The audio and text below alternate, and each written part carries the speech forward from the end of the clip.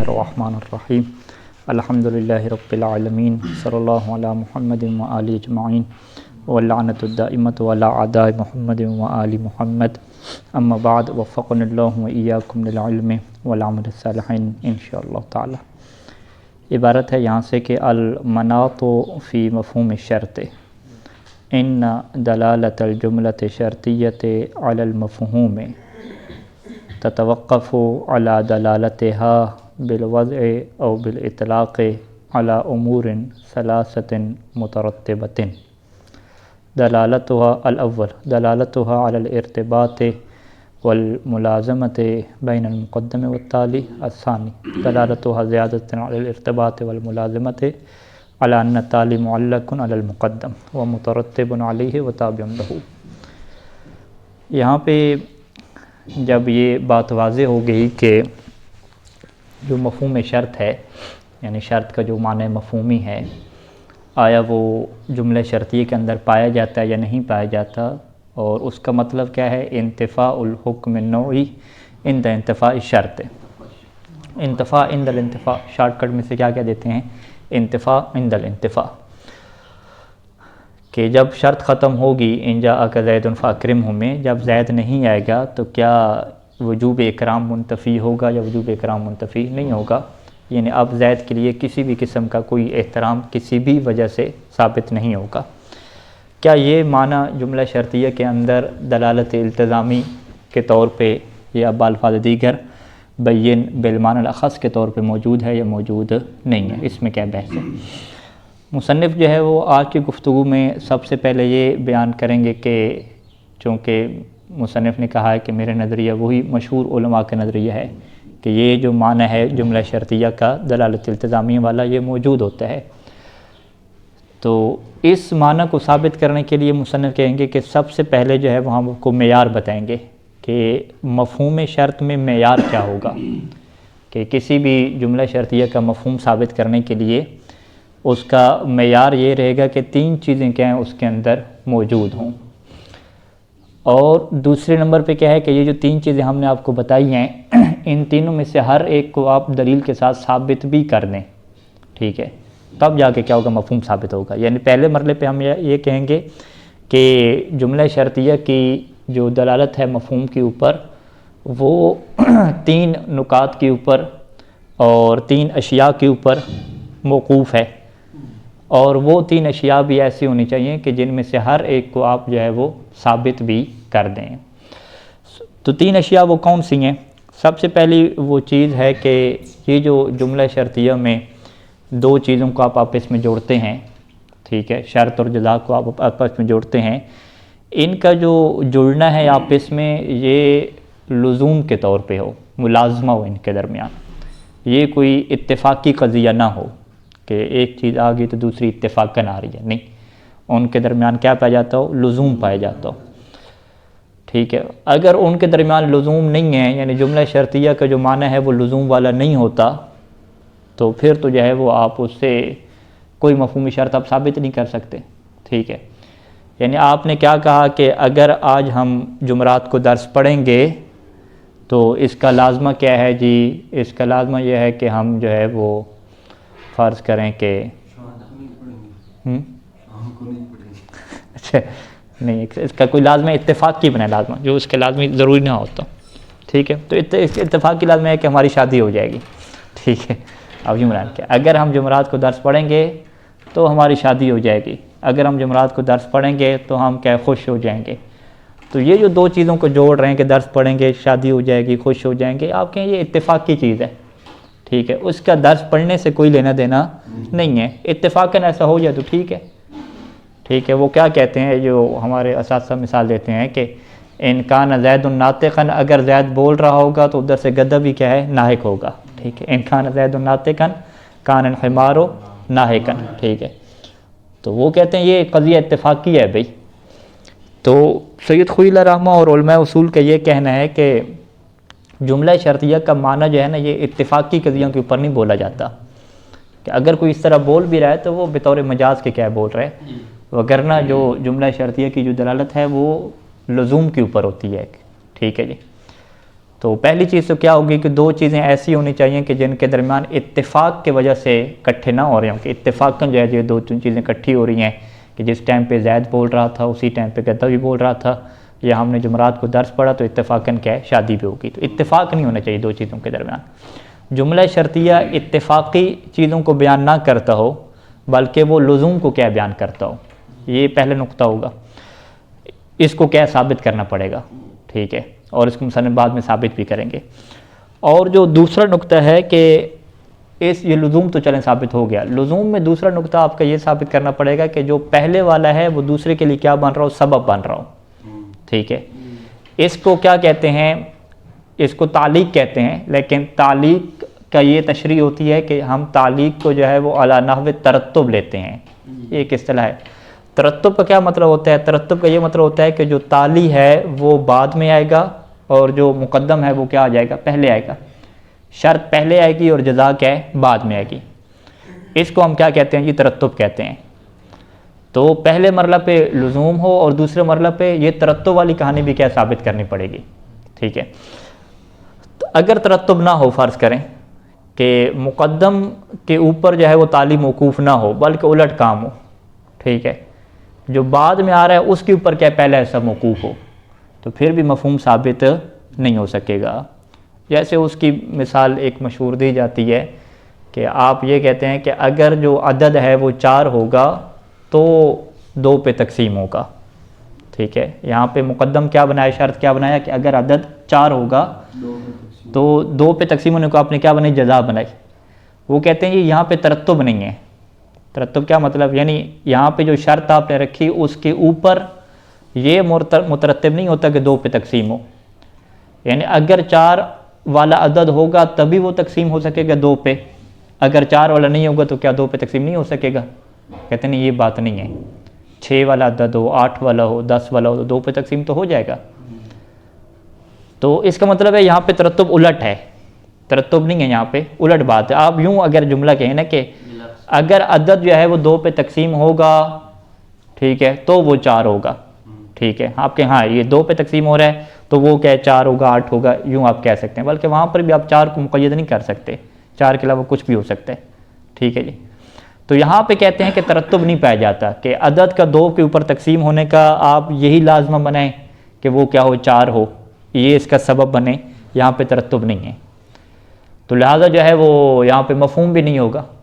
ٹھیک ہے، اگر کوئی کہے کہ جی عدد 4 نہیں ہے تو وہ منتفی ہو جائے، جزا آپ نے کیا لگائی تھی 2 پہ تقسیم ہونا، تو وہ منتفی ہو جائے، ختم ہو جائے. کہتے نہیں، وہ ختم نہیں ہو سکتی. کیوں؟ اس کی وجہ کیا ہے کہ یہاں پہ ترتب نہیں ہے. ٹھیک ہے، تو مصنف کہتے ہیں کہ لہٰذا پہلے مرحلہ پہ آپ اتفاق کو ختم کریں کہ 2 چیزوں کے درمیان کوئی اتفاقاً جوڑ بن گیا، بلکہ آپ لزوم کو ثابت کریں کہ دونوں کا آپس میں ربط ہے. اور دوسرے نمبر پہ آپ یہ ثابت کریں کہ یہ جو ربط ہے نا، اس کی جو کیفیت ہے ربط والی، وہ ترتب والی کیفیت ہے کہ پہلے کے آنے سے دوسرا آتا ہے. ایسا نہیں ہے کہ دوسرے کے آنے سے پہلا آتا ہو یا دونوں ایک دوسرے کے آنے سے آتے ہوں. ٹھیک ہے، یہ والی بات نہیں ہونی چاہیے. ٹھیک ہے، فرض کریں کہ دونوں ایک دوسرے سے کیسے آتے ہیں کہ اگر آپ کہتے ہیں کہ جی وہ زید اور خالد جو ہے نا آپس میں باپ بیٹا ہیں، تو آپ یوں کہیں کہ اگر زید جو ہے وہ خالد کا بیٹا ہوگا تو خالد کیا اس کا باپ ہوگا، یوں کر کے جملہ شرطیہ بنا لیں. ٹھیک ہے، تو آپ کہیں اچھا اگر زید جو ہے وہ خالد کا بیٹا نہ ہو تو اس کا باپ نہیں ہوگا. تو یہ یعنی یہ ترتب اس سے نہیں کہتے. اس سے کیا کہتے ہیں کہ 2 چیزیں آپس میں ایک جیسی آ رہی ہیں. پہلے کے اوپر یعنی اس کا باپ بننا اس کے اوپر موقوف نہیں ہے کہ خالد ہی اس کا بیٹا ہو، کوئی اور بھی اس کا بیٹا ہو سکتا ہے تو وہ پھر بھی باپ بن سکتے. تو لہٰذا جو ہے وہ یہ ترتب ثابت کرنا پڑے گا ہمیں کہ جو شرط میں چیز لگی ہوئی ہے، رکھی ہوئی ہے، وہی مقدم ہے، اور اس کے بعد جو چیز آ رہی ہے وہ اس کے لیے کیا بن رہی ہے، تالی بن رہی ہے. اچھا، یہ 2 چیزیں ہو جائیں گی. تیسرے نمبر پہ مصنف کہتے ہیں کہ ہمیں یہ بھی ثابت کرنا پڑے گا کہ یہ جو ہم نے سبب بنایا ہے جس کے اوپر تالی آ رہا ہے، یہ سبب کیا منحصر ہے اسی کے اندر، یعنی تالی کا کوئی اور سبب اس کے علاوہ ہے ہی نہیں. ٹھیک ہے، اس کو کیا کہتے ہیں کہ انحصار کہتے ہیں کہ ترتب بھی ہے اور مقدم جو ہے وہ منحصر ہے اسی کے لیے.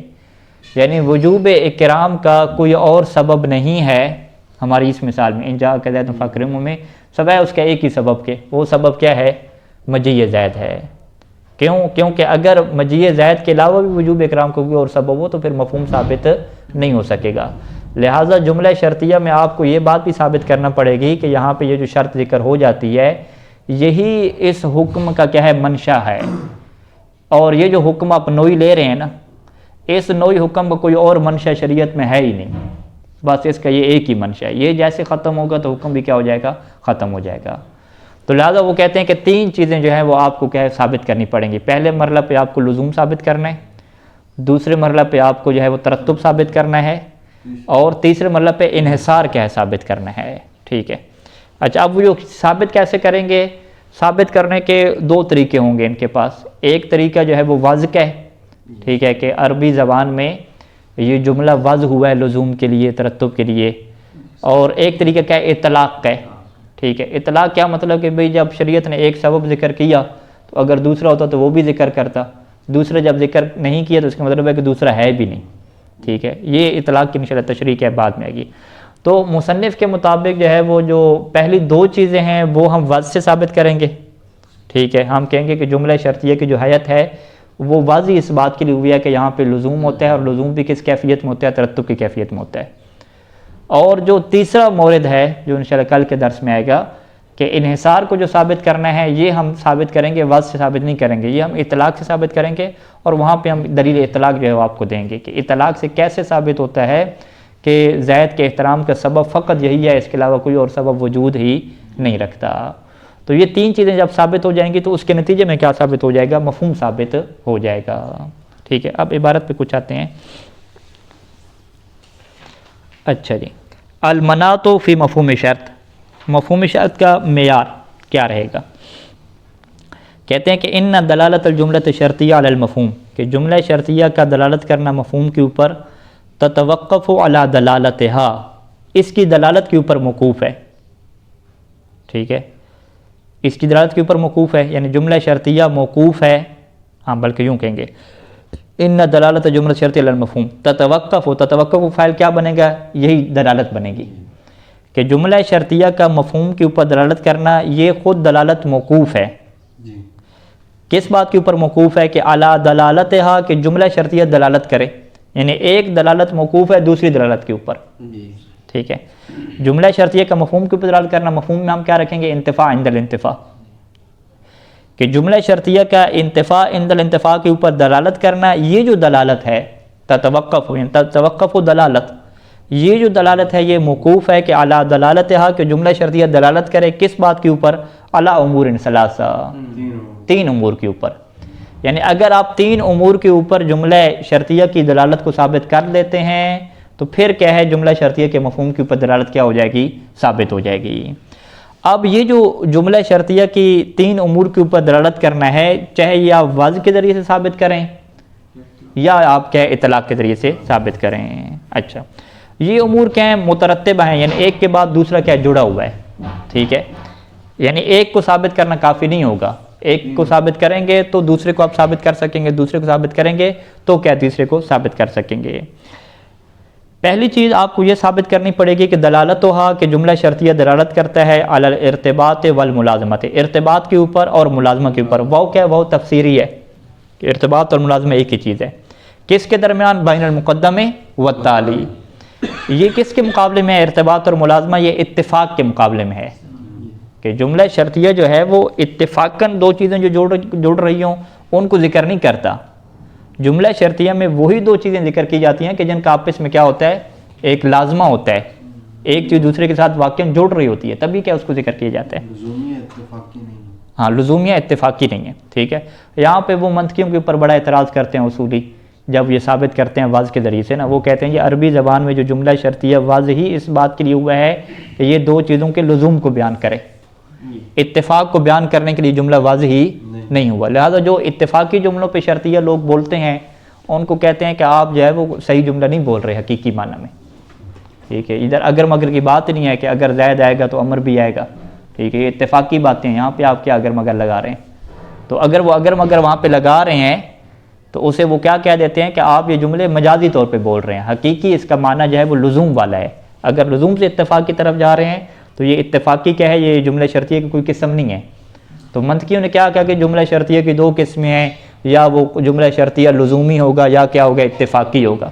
تو وہ کہتے ہیں اتفاقی نام کی کوئی چیز نہیں ہے. مجازاً آپ بول رہے ہیں تو وہ الگ بات ہے، ورنہ حقیقی معنی میں اتفاق کو جملہ شرطیہ سے بیان کیا جائے نہیں، یہ کوئی عقلی بات اور حقیقی بات نہیں ہے. جملہ شرطیہ سے ہمیشہ کس چیز کو بیان کیا جائے گا؟ لزوم کو بیان کیا جائے گا.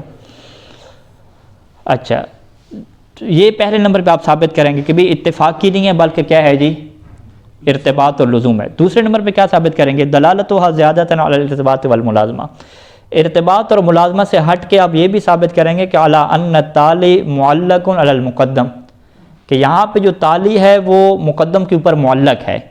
اچھا، معلق تو پہلے بھی کہہ رہے تھے، تو یہ معلق کی تفسیر کر رہے ہیں واو کے ذریعے سے. معلق کیا مطلب؟ یعنی وہ مترتب علیہ، واو تفسیر لگی یعنی اس کے اوپر کیا ہوتا ہے؟ مترتب ہوتا ہے. ایک اور واو تفسیریہ کہ وتابع لہو، کہ یہ تابع بنتا ہے وہ متبوع بنتا ہے. ٹھیک ہے، یعنی یوں والا سلسلہ ہو کہ اس کے آنے سے یہ آتا ہو، الٹ نہ ہو یا دونوں برابر نہ ہوں. ٹھیک ہے. والمقصود من السبب ہونا، اور یہاں پہ سبب سے کیا مقصود ہے؟ ہوا کل ما یترتب علیہ شیء، کہ سبب سے یہاں پہ ہماری کیا مراد ہے کہ مقدم سبب بنے کہ ہر وہ چیز جس کے اوپر کوئی چیز مرتب ہوتی ہو. ٹھیک ہے، سبب سے مراد آپ وہ علت اور معلول نہ لے لیں. ٹھیک ہے، کہ آپ کہیں کہ یہ اس کی علت بنے، ہم کہتے ہیں علت نہیں ہے، بس یہ حکم اس کے اوپر کیا مترتب ہو، تو یہ کیا ہماری مراد ہے. وہ ان کان شرطن ونحو، اگرچہ وہ چیز جس کے اوپر مرتب ہوئی ہے وہ شرط ہو یا شرط کی طرح کی کوئی چیز ہو. ٹھیک ہے، یعنی ایک سبب کا معنی فلسفے میں ہے، وہ کسے کہتے ہیں؟ سبب سے مراد کیا رہتے ہیں؟ علت رہتے ہیں. اور علت کیا ہے؟ تین چیزوں سے مل کے بنتی ہے.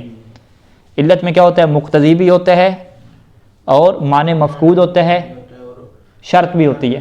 ٹھیک ہے، تین چیزیں مل کے بنتی ہیں، مقتضی بھی ہو، شرط بھی ہو اور معنی مفقود ہو، تب وہ چیز کی علت بنتی ہے. یعنی ٹھیک ہے، یہ علت کے جز ہیں نا.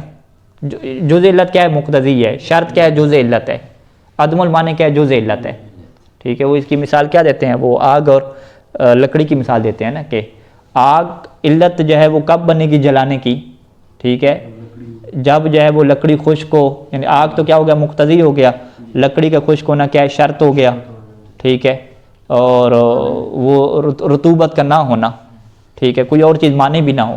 ہاں، وہ شرط بھی بناتے ہیں کہ آگ ہو، آگ کو لکڑی کے قریب کریں اور ادھر سے معنی نہ ہو، یا لکڑی کے اندر کیا رطوبت نہ ہو. ٹھیک ہے، یہ تینوں چیزیں ملیں گی تو پھر کیا جلنے کی علت کیا ہوگی؟ مکمل ہوگی. تب کیا بنے گا؟ سبب بنے گا.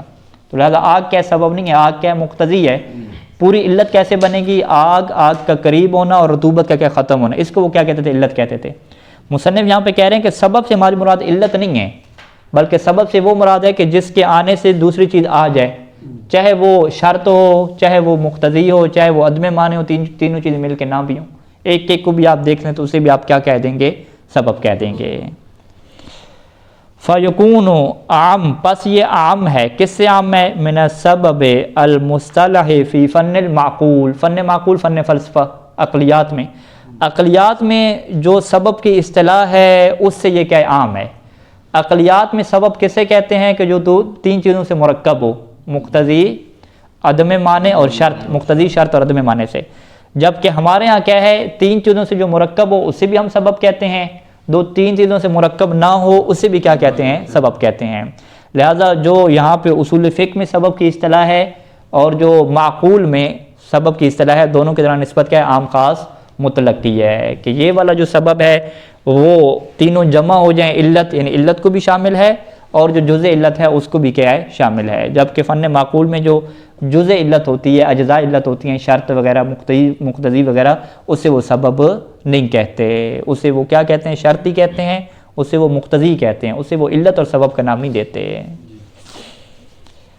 اچھا، تو لہٰذا جو ہے وہ ہمیں کیا ثابت کرنا پڑے گا دوسرے نمبر پہ؟ کہ یہ جو مقدم ہے یہ سبب بن رہا ہے. کس کے لیے جی؟ تالی کے لیے. ٹھیک ہے، اس کے کتنے الفاظ ہو گئے ہمارے پاس؟ 4-5 قسم کے الفاظ ہو گئے کہ مقدم جو ہے وہ تالی کے لیے سبب بن رہا ہے، تالی مقدم کے اوپر مترتب ہو رہا ہے. دوسرا لفظ. تیسرا لفظ کہ تالی جو ہے وہ مقدم کے تابع ہو رہا ہے. ٹھیک ہے، یا اس طریقے سے اور آپ الفاظ بنا لیں کہ تالی کا انشاء ہو رہا ہے مقدم کی وجہ سے، مقدم اس کے لیے منشا بن رہا ہے. ٹھیک ہے، مختلف الفاظ ہیں، سب کا معنی ایک ہے. اچھا جی، تو اس کے مقابلے میں کون سی مثالیں آ جائیں گی؟ وہ آپ پھر مثالیں ذکر کر لیں گے کہ وہ عدد والی مثال آپ ذکر کر لیں گے کہ جس میں جو ہے وہ مقدم سبب نہیں بنتا کیا ہے تعلیق کے لیے، یا دونوں ایک دوسرے کے لیے کیا ہے سبب جب مل کے بن رہے ہوتے ہیں ایک ہی عرض میں، کوئی ایک دوسرے کے لیے کیا نہیں بن رہا ہوتا. جو باپ اور بیٹے جسے ہم کیا کہتے ہیں متضاعفین کی کیا ہے مثال ہو گئی. یہ اس کے کیا شرح میں یہ چیز آ جائے گی. تیسرے نمبر پہ کیا ثابت کریں گے کہ دلالت ہوا زیادت علی ما تقدمہ، کہ جملہ شرطیہ دلالت کرے علی انحصار سببیت فی المقدم، کہ یہ جو مقدم سبب بن رہا تھا نا، سبب کے ساتھ ساتھ سببیت کیا ہے اسی مقدم میں کیا منحصر ہو چکی ہے. بمعنی انہ لا سبب بدیل لہ یترتب علیہ التالی، یعنی اس معنی میں کہ لا سبب، کوئی ایسا سبب نہیں ہے کہ جو اس کا بدیل بنتا ہو، کہ یترتب علیہ التالی، کہ جس کے اوپر تالی کیا ہوتی ہو مترتب ہو جاتی ہو، انحصار سبب. ٹھیک ہے، تین چیزیں شارٹ کٹ میں کیا کہیں گے، اللزوم و سبب و انحصار السبب، یہ تین چیزیں کیا ہم کو شامل ہوں گی. وتوقف المفہوم للجملۃ شرطیہ علی هذه الامور الثلاثہ واضح، جملہ شرطیہ کا ان تین امور کے اوپر موقوف ہونا، یعنی جملہ شرطیہ کے مفہوم کا ان تین چیزوں کے اوپر موقوف ہونا، یہ بڑی واضح سی بات ہے. کیوں؟ لأنه لو كانت الجملة اتفاقیۃ، اتفاقی کس کے مقابلے میں آ گیا؟ پہلے والی شرط کے، لزوم کے مقابلے میں آ گیا، کہ اگر جملہ کیا ہو گیا اتفاقی ہوا، او کان التالی غیر مترتب علی المقدم، یہ کس کے مقابلے میں آ گیا؟ دوسرے کے بارے میں. ٹھیک ہے، کہ تالی جو ہے وہ مقدم کے اوپر مترتب بھی نہ ہوتا ہو، او کان مترتبا ولکن لا علی نحو الانحصار فیہ، تیسرے نمبر پہ آ گیا کہ مترتب تو ہو رہی ہے لیکن انحصار اس کے اندر نہیں ہے، کوئی اور بھی سبب ہیں اکرام کے. تو فإنہ فی جمیع ذالک، تو ان تمام صورتوں میں کیا ہے لا یلزم، یہ لازم نہیں آئے گا کہ من انتفاء المقدم انتفاء التالی، کہ مقدم کے انتفاع سے تالی بھی منتفی ہو جائے. مقدم کے انتفاع سے مثلا زید اگر ناطق نہیں ہے تو یہ لازم نہیں ہے کہ زید بھی کیا ہو وہاں پہ ناحق نہ ہو. ٹھیک ہے، جمعرات کو درس نہیں پڑھتے تو یہ لازم نہیں ہے کہ شادی بھی نہ ہو. ٹھیک ہے، اور اسی طریقے سے ہم نے کیا کہا تھا کہ مقدم کے اوپر تالی مترتب ہوتا ہو. ٹھیک ہے، اگر الٹ ہو جائے، یعنی اگر عدد 4 کا نہ ہو تو اس کا یہ لازم نہیں ہے کہ اب وہ کیا 2 پہ تقسیم ہی نہیں ہو سکے گا. ٹھیک ہے، یا اللہ نحو الانحصار کی کیا مثال لیں گے کہ اگر زید کے اکرام کی وجہ اس کا علم بھی ہو، یعنی ان کان زید عالما، یا ان جاءک زید، دونوں چیزیں ہوں، تو پھر بھی اگر زید نہیں آئے گا تو اس کا یہ لازم نہیں ہوگا کہ اس کا احترام واجب نہ ہو، کیونکہ ہم نے کہا کہ دوسرا سبب بھی موجود ہے، وہ کہ عالم ہے، علت منحصر نہیں تھی. ٹھیک ہے، تو یہ ساری مثالیں آپ ذکر کریں گے تو تب یہ آپ کی کیا بنے گی، شرح مکمل بنے گی. یہ کیا ہو گیا، پہلا مرحلہ ہو گیا کہ بھئی یہ تینوں چیزیں کیا ہیں، ہم نے آرڈر دے دیں کہ یہ آپ کیا ہے لے آئیں، تو اگر یہ لے آئیں گے تو مفہوم کیا ہے بن جائے گا. اب دوسرے نمبر پہ کیا ہے، اس آرڈر کو کیا پورا کرنا ہے، ان تینوں کو کیا ثابت بھی کرنا ہے. وَإِنَّمَا الَّذِي يَنبَغِي إِثْبَاتُهُ هُنَا، وہ چیز کہ جس کو یہاں پہ ثابت کرنا چاہیے وہ یہ ہے کہ هُوَ أَنَّ الْجُمْلَةَ ظَاهِرَةٌ فِي هَذِهِ الْأُمُورِ الثَّلَاثَةِ، کہ جملہ شرطیہ جو ہے وہ ان تین امور میں ظہور رکھتا ہے. وضعاً ظہور رکھتا ہے یا کیا رکھتا ہے، اطلاق میں ظہور رکھتا ہے. لِتَكُونَ حُجَّةً فِي الْمَفْهُومِ، جب ظہور رکھتا ہے تو تاکہ وہ کیا ہو جائے، مفہوم کے اندر حجت ہو جائے، کیونکہ ظہور کیا ہوتا ہے، حجت ہوتا ہے. تو یہ ظہور ثابت کرے گا کس کو، مفہوم کو. والحق، حق کیا ہے کہ ظہور الجملۃ شرطیہ فی هذه الامور، حق یہ ہے کہ ان تینوں امور میں جملہ شرطیہ کا ظہور موجود ہے. وضعاً فی بعضها، بعض امور میں بطور وضع کے ہے اور بعض میں کیا ہے، اطلاق کے طور پہ ہے. اما دلالتها علی الارتباط، یہ جو پہلا مرحلہ تھا کہ جملہ شرطیہ کی دلالت کس کے اوپر ہے، ارتباط کے اوپر ہے، اور وجود العلقۃ اللزومیہ، علقہ لزومیہ علقہ اتفاقی کے مقابلے میں علقہ تعلق، کہ طرفین کے درمیان کیا موجود ہے جی، علقہ لزومیہ موجود ہے، نہ کہ علقہ اتفاقیہ موجود ہے. تو اس کے اوپر آپ کے پاس کیا دلیل ہے، کہتے ہیں کہ فظاہر انہ بالوضع، کہ جملہ شرطیہ وضع ایسی ہوئے. وضع کے اوپر کیا دلیل ہے، بحکم تبادر، کیونکہ ہمارے پاس کیا دلیل ہے، تبادر دلیل ہے. یہاں پہ جو ہے وہ اب چلتے ہیں اصول فقہ اول کی طرف، کہ اول میں جو ہے وہ مصنف نے کچھ علامتیں بیان کی تھیں کہ کسی بھی لفظ کا یا کسی بھی جملے کا اپنے معنی نکالنا ہو اور یہ پتہ نہ چل رہا ہو کہ وہ معنی اس کا حقیقی ہے یا مجازی ہے. ٹھیک ہے، حقیقی کیا مطلب، یعنی جس معنی کے لیے اسے وضع کیا گیا ہے. ٹھیک ہے، معنی وضعی کے ہیں یا معنی حقیقی کے ہیں، ایک ہی بات ہے. تو انہوں نے کیا ہے کہ آپ کے پاس کچھ علامات ہیں، ان علامتوں میں سے ایک علامت کیا تھی، تبادر تھی. تبادر کی تعریف کیا تھی کہ جیسے آپ لفظ کو سنیں تو جو لفظ کو سنتے ہوئے قرائن وغیرہ سے ہٹ کے، قرائن اور شواہد سے ہٹ کے فقط اسی لفظ کو سنیں تو جو معنی آپ کے ذہن میں آئے گا پہلے نمبر پہ وہی اس کا معنی کیا کہلائے گا؟ وضعی کہلائے گا۔ یعنی لفظ اسد کو فقط سنیں تو اسد کو سننے سے آپ کے ذہن میں فقط رجل شجاع نہیں آتا کہ آپ کے میں نے اسد کو سنا میرے ذہن میں جو ہے وہ کون آیا؟ رجل شجاع، ٹھیک ہے، بہادر مرد کا ذہن میں نہیں، بہادر مرد نہیں آیا۔ بہادر مرد تب آئے گا کہ جب آپ یہ کہیں گے کہ جی میں نے اسد کو دیکھا کہ وہ کیا کرسی پہ بیٹھا تھا، حمام میں تھا، ممبر پہ تھا، جنگ میں تھا، فرض کریں اس طرح کے قرائن لگائیں گے تو پھر وہ ذہن میں جائے گا کس کی طرف مانا؟ بہادر کی طرف۔ اس سے فقط پوچھیں کہ ہاں بھی اسد، لائن، ٹھیک ہے، شیر، یہ کسے کہتے ہیں؟ فوراً اس کے ذہن میں کیا آئے گا؟ بہادر والا معنی نہیں آئے گا۔ لفظ شیر بولیں گے تو لفظ شیر سے وہی جنگل والے شیر اس کے ذہن میں آئے گا۔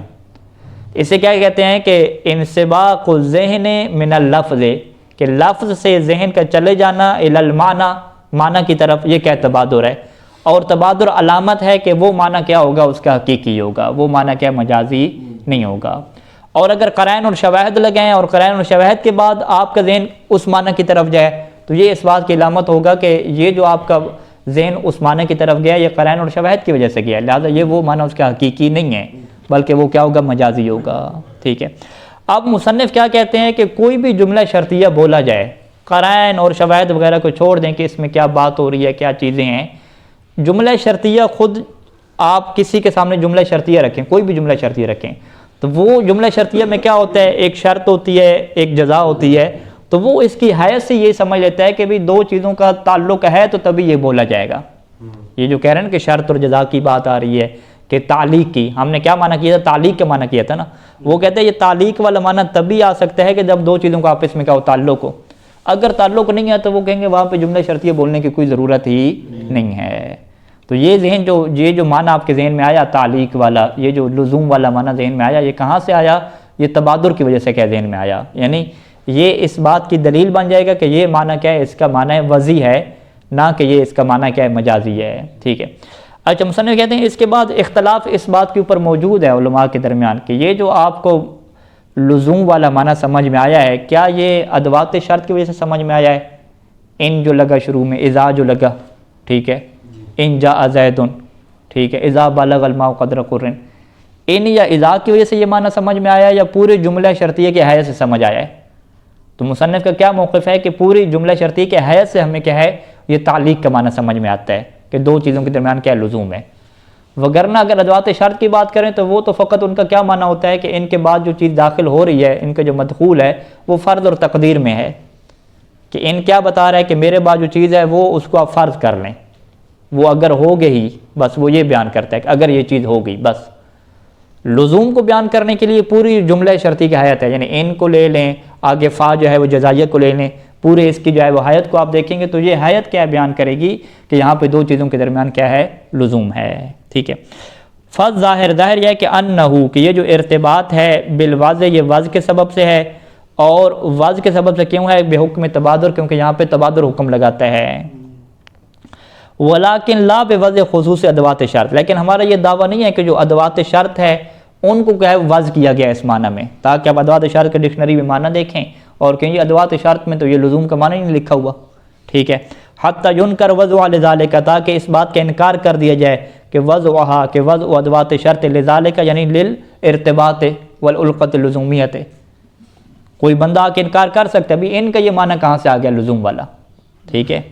بل بوضع الحیۃ ترکیبیہ لجملۃ شرطیۃ بمجموعها، بلکہ یہ کس وجہ سے یہ ارتباط آپ کو سمجھ آتا ہے کہ حیت ترکیبیہ آپ لے لیں، پوری حیت کو لے لیں۔ کس کی حیت ترکیبیہ؟ جملہ شرطیہ کی پوری حیت ترکیبیہ لے لیں، ان کو بھی لے لیں، فا جزائیہ کو بھی لے لیں، دونوں کو آپ ملا کے دیکھیں مجموعی طور پہ تو وہ آپ کو کیا بتاتا ہے کہ یہ لزوم ہے۔ لہذا جو ہے وہ لزوم کا معنی کیا ہو گیا؟ وضع کے سبب سے ہو گیا، اور اس کے اوپر دلیل ہمارے پاس کیا ہوگی؟ تبادر ہو گئی، اور ثابت ہو گیا کہ لزوم ہی جو ہے وہ اس کا معنی حقیقی ہے۔ وعلیہ، پس اس بنیاد پہ فاستعمالها فی الاتفاقیت، جملہ شرطیہ کو اگر آپ استعمال کرتے ہیں اتفاقیہ میں، القا لزومیہ میں نہیں، القا اتفاقیہ میں، تو یکون بالعنایت، تو وہ کسی قرینہ کی وجہ سے ہوگا، مجازن ہو جائے گا۔ وادعاء التلازم والارتباط، اور گویا کہ آپ وہاں پہ دعویٰ کر رہے ہیں تلازم کا، ٹھیک ہے، دعویٰ کر رہے ہیں کہ وہ بندہ شعر ہے، دعویٰ کر رہے ہیں آپ کس چیز کا؟ تلازم اور ارتباط کا، مقدم اور تالی میں۔ کب دعویٰ کر رہے ہیں؟ اذا اتفقت لهم المقارنۃ فی الوجود، یہ کب آپ بولتے ہیں؟ کہ جب وجود کے اندر مقارنت اتفاقی ہو جائے، وجود یعنی یہ بھی آ گیا اور اس کے ساتھ کیا ہے وہ بھی آ گیا، اتفاقاً کیا ہے مقارن، دونوں مل گئے، مقارنہ کیا ہے مل جانا، اتفاقاً مقارنت ہوئی تو آپ نے دعویٰ کر دیا کس چیز کا؟ تلازم اور ارتباط کا۔ تو یہ جو تلازم اور ارتباط کا آپ نے دعویٰ کیا ہے یہ فقط آپ کا دعویٰ ہے، یہ کیا ہے آپ قرینہ کی وجہ سے یہ بات کہہ رہے ہیں، وگرنہ یہ لزوم نہیں ہے۔ ہاں، اتفقت لہما یعنی مقدم اور تالی، یعنی اذا اتفقت المقارنت، مقارنت اتفاقی ہو جائے لہما ان دونوں کے لیے، کہاں پہ؟ وجود میں، یعنی وہاں پہ پہلے نمبر پہ زید کا ناطق ہونا یا زید بول رہا تھا تو ادھر ہی اتفاق کیا ہوا کہ گدھے نے بھی کیا بولنا شروع کر دیا، تو آپ نے یہ تلازم کا دعویٰ کر دیا بھئی یہ جب بولتا ہے نا تو گدھا بھی بولتا ہے، یا یہ جب بولتا ہے تو بجلی چلی جاتی ہے، اتفاق یہ ہوا، ٹھیک ہے۔ تو یہ جو آپ نے کہا کہ اگر یہ بولے گا تو بجلی چلی جائے گی، اگر یہ بولے گا تو جی پنکھا خراب ہو جائے گا، یہ جو اس طرح کے اتفاقات ہوتے ہیں، یہاں پہ جو بندہ جملہ شرطیہ استعمال کرتا ہے تو وہ ادعاءً استعمال کرتا ہے، اس کا دعویٰ ہوتا ہے کہ تلازم ہے، وگرنہ اگر اس سے بھی پوچھیں تو وہ بھی کہتے ہیں نہیں میری لزوم مراد نہیں ہے، میں بھی مزاح میں ایسا کہہ رہا ہوں، مجازاً ایسا کہہ رہا ہوں، یہ ویسے ایک تلازم کا دعویٰ کر رہا ہوں، ٹھیک ہے۔ تو بس یہاں سے کیا ثابت ہوتا ہے کہ علم منطق میں جو اس کی تقسیم ہے جملہ شرطیہ کی اتفاقیہ کی طرف، یہ تقسیم کیا درست نہیں ہے، وگرنہ جملہ شرطیہ کے ایک ہی معنی حقیقی ہے، وہ کیا ہے؟ القا لزومیہ، جب تلازم ہو۔ اچھا، اس کے اوپر دلیل کیا ہے؟ واضح اور تبادر ہوگی۔ اما دلالتها علی ان تالی مترتب علی المقدم، یہ دلالت جملہ شرطیہ کی جو تالی ہے وہ مقدم کے اوپر کیا ہوتا ہے؟ مترتب ہوتا ہے۔ بأی نحو من انواع ترتب، ترتب کی آپ کوئی بھی قسم کہہ لیں، علت والی کہیں، مقتضی والی کہیں، شرط والی کہیں، ٹھیک ہے، یعنی سبب کی کوئی بھی آپ قسم بنا لیں۔ فَهُوَ بِالْوَضْعِ أَيْضًا، تو یہ دلالت بھی کیا ہے؟ وضع کے سبب سے ہے، ٹھیک ہے، یہاں پر بھی کیا ہے؟ وضع کا دعویٰ ہے، یعنی تبادر کا دعویٰ ہے، کہ کوئی بھی اگر جملہ شرطیہ بولتا ہے تو ذہن میں کیا آتا ہے کہ یہ جو اس نے شرط لگائی ہے اسی کے اوپر کیا ہے؟ بعد والی چیز کیا موقوف ہے، یہ چیز آپ کے ذہن میں آ رہی ہے، تو جب یہ چیز ذہن میں آ رہی ہے تو جملہ شرطیہ کس کے لیے واضح ہو گیا؟ کہ تالی جو ہے وہ مقدم کے اوپر، اسی وجہ سے تو تالی مقدم کہتے ہیں نا، تالی بعد میں آنے والا، مقدم کیا پہلے آنے والا۔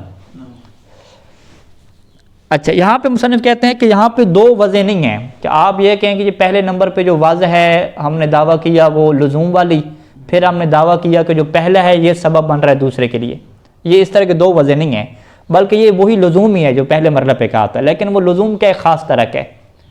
کون سے والا لزوم ہے؟ کہ جس لزوم میں پہلے والا لازمہ بنتا ہے دوسرے کے لیے، یہ والا لزوم ہے۔ اگر لزوم کوئی الگ سے تو چیز نہیں ہے نا، لزوم دو چیزیں، لازم ملزوم ہے، اس میں آپ کو بتانا پڑتا ہے نا لازم ملزوم کا مطلب کیا ہے۔ آپ کہتے ہیں لازم ملزوم کا مطلب یہ ہے کہ پہلے کے آنے سے دوسرا آ جاتا ہے، ٹھیک ہے، یہ جو پہلے کے آنے سے دوسرا آ جاتا ہے یہی لزوم کی ایک قسم ہے نا۔ اب بعض کا لزوم کیا ہوتا ہے؟ دوسرے کے آنے سے پہلا آ جاتا ہے، یا دونوں ایک دوسرے کے لازم ملزوم ہوتے ہیں، تو یہ لزوم کی تین قسمیں ہوگی نا۔ لزوم کی پہلی قسم کیا ہے؟ کہ مقدم کے آنے سے تالی آئے گا، دوسری قسم کیا ہے؟ کہ تالی کے آنے سے مقدم آئے گا، تیسری کیا ہے؟ کہ دونوں آپس میں برابر ہیں، متضادفین جسے کہتے ہیں، ٹھیک ہے۔ تو ہم یہ دعویٰ کر رہے ہیں کہ جملہ شرطیہ کی جو واضح ہے نا، یہ کون سے والا لزوم ہے؟ کہ جس میں مقدم کے آنے سے کیا تالی آتا ہے، یہ اس لزوم کو کیا بیان کرتا ہے۔ تو لہٰذا یہ دو وضع نہیں ہے، واضح ایک ہی ہے کہ یہ واضح لزوم کے لیے ہوا ہے، لیکن کون سی لزوم کی قسم کے لیے ہوا ہے؟ کہ جو کیا ہے کہ جس میں مقدم لازم بنتا ہے کس کے لیے؟ تالی کے لیے۔ ولیکن لا بمعنی، یعنی اس معنی میں ہمارا یہاں پہ وضع کا دعویٰ نہیں ہے کہ انہا موضوعۃ بوضعین، کہ جملہ شرطیہ واضح ہوا ہے دو وضع کے ساتھ، پہلی وضع للتلازم اور دوسری وضع کس کے لیے ہے جی؟ ترتب کے لیے ہے، یہ نہیں ہے۔ بل بمعنی، بلکہ معنی کیا ہے کہ انہا موضوعۃ بوضع واحد، کہ وہ ایک ہی اس کے اندر کیا وضع موجود ہے، وہ کیا ہے؟ للارتباط الخاص، کہ یہ جو خاص قسم کا لازمہ ہے نا، ارتباط اور لزوم ایک ہی معنی میں، کہ خاص قسم کا جو لازمہ ہے نا اس کے لیے کیا ہوا؟ واضح ہے۔ وہ خاص قسم کا لازمہ کون سا ہے؟ کہ ترتب و تالی علی المقدم، کہ یہ والا جب لزوم ہوگا نا، کہ جب تالی مقدم کے اوپر لازم بنے گا، تالی مقدم کے اوپر مترتب ہوگا، تو اس لزوم کے لیے کیا ہوا ہے؟ جملہ شرطیہ واضح ہوا ہے۔ والدلیل علی ذلک، اس بات کے اوپر ہماری دلیل کیا ہے؟ ہوا تبادر، کہ وہ تبادر ہے، کہ ذہن چلا جاتا ہے، کہاں سے چلا جاتا ہے؟ کہ ترتب تالی المقدم منہا من الجملۃ شرطیہ، کہ جملہ شرطیہ جب آپ بولیں گے تو آپ کے ذہن میں کیا معنی آتا ہے کہ تالی کس کے اوپر جڑا ہوا ہے؟ مقدم کے اوپر جڑا ہوا ہے، کہ مقدم تالی کا کیا بن رہا ہے؟ سبب بن رہا ہے۔ فَإِنَّهَا تَدُلُّ عَلَىٰ أَنَّ الْمُقَدَّمَ، جملہ شرطیہ دلالت کرتا ہے کہ یہ جو مقدم ہے وضع فیہا، جو اس جملہ شرطیہ میں رکھا گیا ہے، کس جگہ پہ رکھا گیا ہے؟ موضع الفرض والتقدیر، فرض و تقدیر کی جگہ پہ، کہ اگر یہ ہو گیا، ٹھیک ہے، وعلیٰ تقدیر حصولہ، کہ اگر یہ حاصل ہو گیا تو فالتالی حاصل عندہ تبن، تو تالی اس کے وقت کیا ہو جائے گا؟ تبن، اس کی بعد میں کیا ہے؟ اس کے حاصل ہو جائے گا۔ تبن کیا مطلب؟ یعنی یتلوہ فی الحصول ہے، کہ وہ اس کے بعد آئے گا حصول میں۔ تلا یتلو کیا مطلب؟ کسی کے بعد آنا۔ یتلوہ یعنی اس شرط کے بعد آئے گا حصول میں، یعنی پہلے وہ شرط حاصل ہوگی اور پھر یہ کیا ہوگا؟ حاصل ہوگا۔ ہاں یہ عکس نہیں ہے، ٹھیک ہے۔ تو یہ پہلی بات ہوگی کہ آپ کے ذہن میں کوئی بھی جملہ شرطیہ بولتا ہے تو آپ کے ذہن میں کیا آتا ہے کہ یہ جو اس نے شرط رکھی ہے نا اگر مگر والی، اگر یہ حاصل ہوگی تو اس کے بعد یہ والی چیز بھی کیا حاصل ہو جائے گی، یہ ذہن میں آتی ہے۔ فقل یا او فقل، بالفاظ دیگر آپ کیا کہہ دیں کہ ان المتبادر منها، کہ کوئی بھی جملہ شرطیہ بولے تو اس سے کیا تبادر ہوتا ہے؟ یہ تبادر ہوتا ہے کہ لا بدیت الجزاء، کہ جزا ضروری ہے، کب؟ عند فرض حصول شرط، ہے کہ اگر وہ شرط جس کو فرض کیا گیا تھا اگر وہ حاصل ہو گئی تو اس وقت جزا کا ہونا کیا ہو جائے گا؟